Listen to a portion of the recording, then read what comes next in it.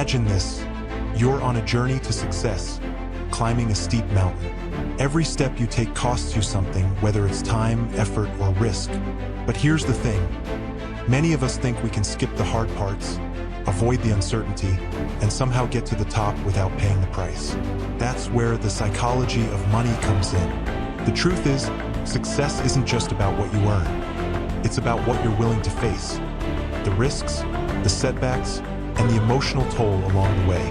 But what if I told you that success and wealth are more than just talent and hard work? What if it's all about understanding the price you have to pay and learning to embrace it? Stay with me as we explore how the choices you make in your financial journey aren't just about what you do, but about how you think. Keep watching until the end, because these lessons could change the way you see money forever. Money is something that some people have, some don't, and some have figured out how to manage, while others are still chasing after it. You might think of money as just numbers, spreadsheets, and math, or perhaps it feels like an equation that needs solving. But the real decisions about money aren't made with calculators. They're made around dinner tables, influenced by ego, pride, fear, and personal history. The true nature of money is a mix of cold calculations and human behavior. When it comes to money, we're complex beings, and financial success isn't just about how much you know. It's about how you act. This video is inspired by Morgan Housel's insightful book, The Psychology of Money. Let's explore the strange human side of money. We all have different backgrounds. Our parents earned different incomes, held different values, and lived in different parts of the world. We were born into various economic conditions with different opportunities and incentives. As a result, we each have unique experiences with money. Take the stock market and inflation, for example. People born in 1970 saw the S&P 500 nearly multiply tenfold during their teenage and early adult years, leading most to have a positive view of the stock market and a greater desire to invest. Meanwhile, people born in 1950 saw the stock market barely move during their younger years, leading them to view it more negatively and be less likely to invest. Those born in the 1960s experienced high inflation during their youth, making them more aware of its impact and generally more cautious about its effects. On the other hand, people born in 1990 grew up with relatively low inflation, which made them less concerned and less aware of how it could affect them. The experiences a person has with the stock market and inflation during their formative years play a huge role in shaping their approach to investing and their financial decisions. Every financial decision we make is justified by the information we have at the time and by our personal worldview, which we've inherited from our parents and shaped through our own life experiences. Even if we're misinformed or lack complete knowledge, or if we make poor choices, the decisions we make still seem logical to us in that moment. They fit into our personal story. As Morgan Housel puts it, people do some crazy things with money, but no one is crazy. Everyone has their own unique perspective on life, and because there's no single right way to manage money, no one can be considered crazy for the way they handle their finances. Our financial decisions are deeply rooted in our individual experiences and worldview. When we think of successful investors, Warren Buffett often comes to mind. There's no question that he's one of the most successful investors of all time. What's truly remarkable, though, is that most of his wealth, $81.5 billion out of his total $84.5 billion, was earned after he turned 60. Housel points out that many people overlook a key factor. Buffett's fortune isn't just a result of being a good investor. It's also because he's been a good investor since he was a child. Buffett started investing at the age of 10, which gave him a long time to take advantage of compounding. Think about it like this. If you invest $1,000 at an 8% interest rate, your investment will earn you $80 after the first year. But the next year, if you compound your investment, you'll earn interest not only on the $1,000 but also on the $80 you earned the first year. So your second year return would be $86. This is the power of compounding. The more time your money has to grow, the more it multiplies. You're not just earning money on your initial investment, you're also earning money on the interest that's been added to it. The strange thing about compounding is that it often feels like it's not working at first, because the results don't seem that dramatic. But over time, the effects are huge. In the case of Buffett, the key to his wealth was starting young and giving his investments time to grow. If you start early, your money has decades to compound. It's this combination of patience and time that makes the process so powerful. The longer you let your investments grow, the more extreme the results can be. And that's why it's often said that the most important factor in wealth accumulation is not just how much you save, but how long you let it grow. Compounding isn't just about the money you start with. It's about the time you allow it to build. And often, the power of compounding isn't fully understood until you see the results over time.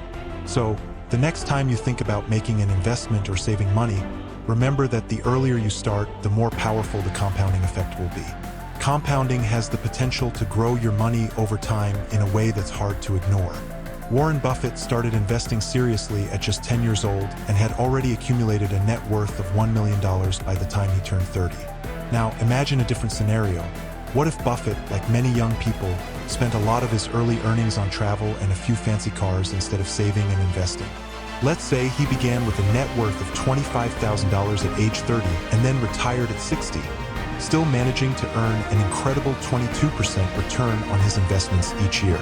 Today, his net worth would be about $11.9 million, 99.9% less than his actual net worth, which currently stands at $84.5 billion. The key to Buffett's massive wealth isn't just his skill as an investor, but the financial foundation he built early on and, perhaps more importantly, his long-term approach to investing. Buffett's true secret isn't just knowing how to invest. It's the time he's allowed his investments to grow. The power of compounding is what has turned his modest early investments into a fortune. But if we look at things from another angle, we see that while Buffett is the wealthiest investor in history, he's not the one with the highest average returns. That title goes to Jim Simons, a hedge fund manager who's achieved an incredible 66% return annually since 1988. Simons' return is much higher than Buffett's, but his net worth is only about $21 billion. Still impressive, but 75% less than Buffett's. So, how is this possible? According to Housel, the reason is that Simons didn't find his investing groove until he was around 50 years old. This gave him fewer years to benefit from the power of compounding compared to Buffett, who had decades of compounded growth. Housel goes even further in his analysis. He estimates that if Jim Simons had started investing as early as Buffett and had the same amount of time to compound, his net worth today would be staggering. An unimaginable $63, 900, 781, 780, 748, 160, 000, or roughly $63 quintillion. This shows just how powerful compounding can be and why it's crucial not to underestimate its potential. The lesson here is clear. The earlier you start, the greater the impact of compounding. Time is your biggest ally when it comes to building wealth. Even if you're not a genius investor, starting early can lead to incredible results. That's why understanding and harnessing the power of compounding is so critical to financial success. No matter how surprising or counterintuitive the effects of compounding may seem, they should never be underestimated. When it comes to money, we often lean towards pessimism, even though optimism suggests that over time, the chances of a positive outcome are in our favor, even if setbacks happen along the way. But why is it that we naturally embrace pessimism instead of optimism, especially regarding money? The answer lies in the fact that good things take time and don't happen overnight. Money is a topic that tends to attract pessimism for many reasons. First of all, it matters to all of us. When we hear about bad news in the economy, we can't help but pay attention. For instance, if the stock market drops by 40% in just 6 months, it immediately grabs our attention, and we may even see government intervention to fix the situation. But on the flip side, a steady 140% increase over 6 years often goes unnoticed. It's the same with other areas of life. For example, in the past 50 years, medicine has saved 500,000 American lives each year. But slow, steady progress doesn't capture as much attention as sudden, dramatic losses like plane crashes, terrorism, or natural disasters. Overnight tragedies make the headlines, while gradual improvements are rarely as dramatic or eye-catching. While there are many sudden tragedies, we rarely see overnight miracles. But here's the thing, we don't have to adopt a pessimistic outlook. Despite challenges along the way, it's still possible to believe that, over time, the chances of a positive outcome are in our favor. When the news highlights a stock market crash, economic struggles, or other financial crises, try to keep in mind that things tend to get better with time. there's always an underlying trend of progress, even if it's not immediately visible. Now, let's take a step back and look at some history. In 1968, there were roughly 300 million high school-aged people in the world, and among them, only 300 students attended a small school in Seattle called Lakeside. This seemingly insignificant group of students was about to play a major role in shaping the future. They weren't aware of it at the time, but their journey was just beginning. In 1968, Lakeside was the only high school in the world with the foresight to lease a computer, the Teletype Model 30. This wasn't just any computer, it was an advanced machine for its time, one that even graduate students didn't have access to. For one lucky student at Lakeside, this opportunity would change everything. That student was Bill Gates. Out of the 300 million high school-age kids around the world at the time, Gates was one of the rare few with access to this cutting-edge technology. Along with his schoolmate Paul Allen, he would go on to create Microsoft. Even as a teenager, Gates displayed exceptional intelligence, a strong work ethic, and a vision for computers that no one else had. Attending Lakeside gave Gates a one-in-a-million competitive advantage and a head start in the tech world. Gates himself has openly acknowledged this. In 2005, he said, "If there had been no Lakeside, there would have been no Microsoft." But what isn't often mentioned in the early days of Microsoft is that there was a third brilliant student in the group, Kent Evans. Kent was just as intelligent and visionary as Gates and Allen. He could have easily been one of the founders of Microsoft, but tragically, he never had the chance. A mountaineering accident claimed Kent's life before he graduated from high school. The odds of a high school student dying in a mountaineering accident are around 1 in a million. Just as an incredibly rare stroke of luck propelled Bill Gates and Paul Allen to greatness, Kent Evans experienced a similarly rare event, an encounter with what Housel refers to as the close sibling of luck, risk. Luck and risk are like the wind and waves that determine the direction of a sailboat. While the sailor can control the rudder and the sails, the speed and course of the boat are ultimately influenced by external factors that can't be fully predicted or controlled. The pursuit of success is full of unexpected twists and turns. Luck and risk play significant roles in shaping the path our lives take, and it's crucial to recognize their influence. Success is not just about talent and hard work.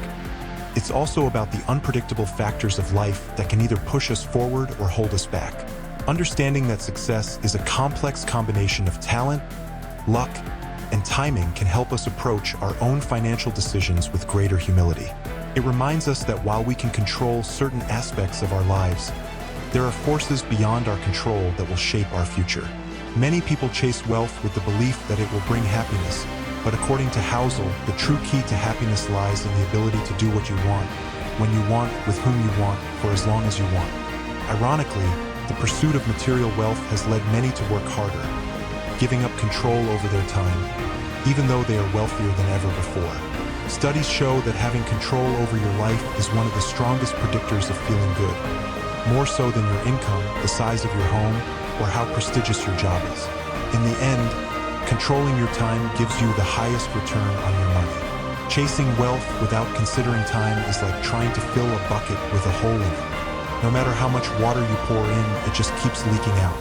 In the same way, no matter how much money you gather, it won't bring lasting happiness if you don't have control over your time and can't enjoy what you've worked for. Take Heinz Berggruen, for example. He fled Nazi Germany and made a successful life in America, becoming one of the most well-known art dealers in history.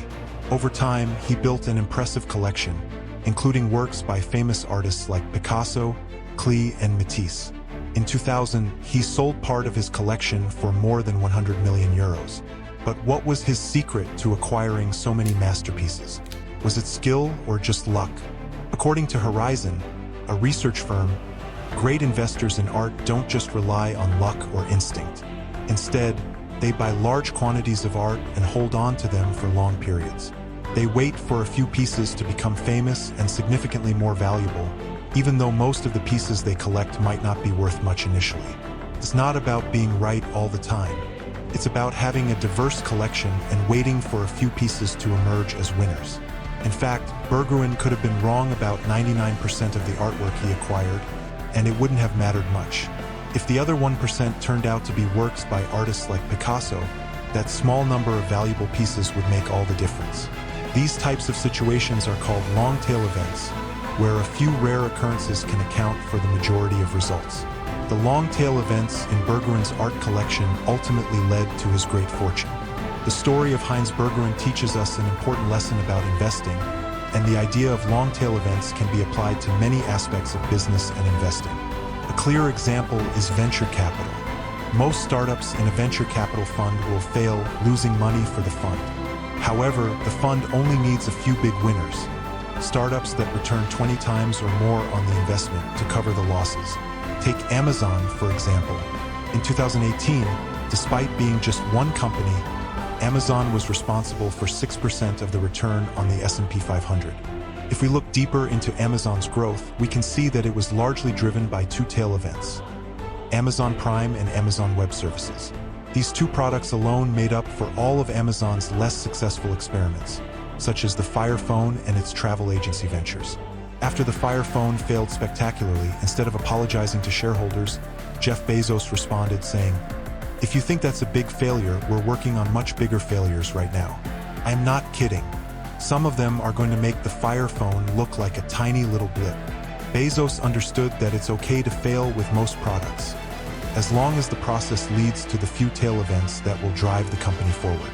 Tail events are often counterintuitive and hidden from view because we only see the final results and not all the failures that led up to them.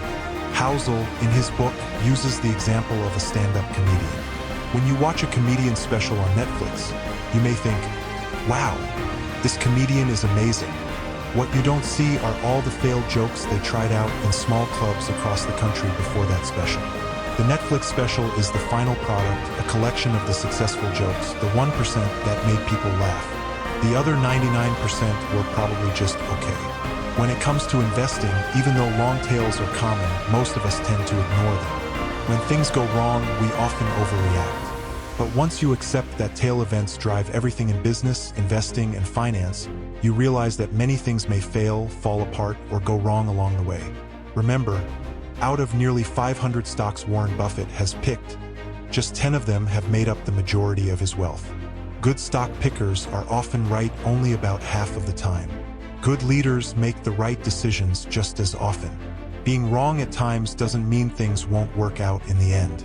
Success is often determined by just a few key moments. It's crucial to understand the difference between being rich and being wealthy. Richness is about how much money you make and what you own right now, but wealth is about what you have saved and invested, the assets you haven't yet spent. True wealth isn't visible. It's what's hidden. It's easy to think someone driving a Lamborghini is wealthy, but appearances can be misleading. Many people living lavishly are actually deep in debt, trying to maintain an image of wealth. Wealth isn't about the cars you drive, the rings you wear, or the houses you live in. It's about the financial assets you've accumulated but haven't yet spent. Building wealth requires self-discipline and restraint. Every time you choose not to buy that expensive item, like a diamond or an upgrade to first class, you are adding to your wealth. It's tempting to admire rich role models who flaunt their money, but true wealth is hidden and harder to replicate. Society conditions us to believe that wealth means spending, but the reality is the key to building wealth is to save and invest wisely. The only way to be truly wealthy is to not spend the money you already have. So, the next time you see someone in a fancy car or living in a large house, remember, wealth isn't always obvious. What really matters is self-control, restraint, and making smart investments for the future. Now, imagine you're climbing a mountain with the goal of reaching the peak to enjoy the view. You might get sunshine or it could rain. You may get lost or you could fall and injure yourself. The climb may be tough, and the difficulty isn't always clear from the bottom. What seems like the right path when you start might change along the way, and you'll need to adapt to the circumstances. You don't expect a smooth ride to the top, no golden escalator waiting to take you there. You understand up front that the uncertainty and risk are part of the price you pay to reach the summit. The challenges along the way, while difficult, are just part of the journey. To reach the top, you always have to pay a price. However, when it comes to investing in the stock market, many people think they can skip the uncertainty and risk and somehow get something for nothing. Housel compares the stock market to buying a car. There are 3 ways you can get a car. You can buy a brand new one, get a used one or steal one. The new car is the most expensive, but it brings the biggest reward. Think of this new car as aiming for high returns, like 12% from the stock market. The used car is cheaper but offers a smaller reward. It's like a safer investment that might only return about 4% per year. Stealing the car represents trying to get something for nothing. While most people would avoid stealing a car because the risks and consequences are too high, many investors believe they can do something similar in the stock market. They try different tricks and strategies to earn good returns without dealing with the risks. For example, some people try to sell right before the market drops or buy just before it goes up. Imagine you want to earn an 11% return every year for 30 years to prepare for retirement. From 1950 to 2019, the Dow Jones Industrial Average has returned around 11% per year. But, as you know, this doesn't come without ups and downs. Over those 69 years, there were plenty of high points and low points. For many investors, seeing their investments rise and fall can be stressful, so they try to avoid the ride and get in and out quickly. They want to avoid the volatility and uncertainty, which is like trying to steal the car. The price of investing isn't just about the money you pay. It's also about accepting the emotions that come with the volatility, fear, and risk. Understanding that successful investing requires paying this price is essential. It's not something you'll see right away, but it's a cost that must be paid, just like paying for a ticket or an admission fee.